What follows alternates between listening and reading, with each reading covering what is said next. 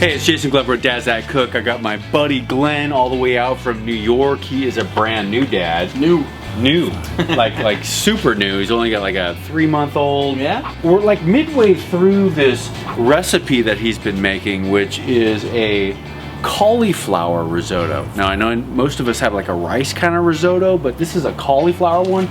So why don't you, Glenn, kind of walk us through a little bit what we've already been through. We started by rendering down some bacon.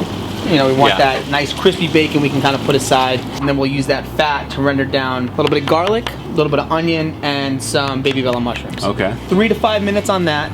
And then we went for some chicken stock. Cup of chicken stock or so, and we added that and the cauliflower rice.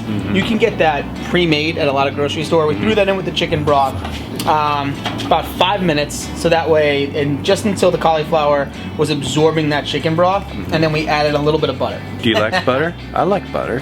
And then kind of where we're at now is we just finished that, it absorbed, and then we took a cup of heavy cream, put that in, and we put that in with about 1.5 cups of Parmesan cheese. Right. So we'll take that immersion blender, and we're just gonna give it a couple of pulses just to kind of break down some of those bigger pieces.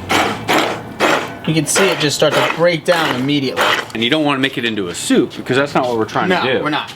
We're just a couple of pulses with the blender, just to give it enough texture that you still feel it and you can taste it, and it still explodes in your mouth. Throw a little bit of bacon in, get it blended in so that way you're not disappointed when you have that bite that you've been looking for, right? And then have a little extra on top in that bowl. Oh, it's good. It's risotto, it's a puree, it's cauliflower. It's bacon. Not like you've ever had it before. No, and the creaminess with the cheese. I mean, that's just insane, dude. You know, all your friends are gonna be like, oh man, dude, dude, when are you having another party?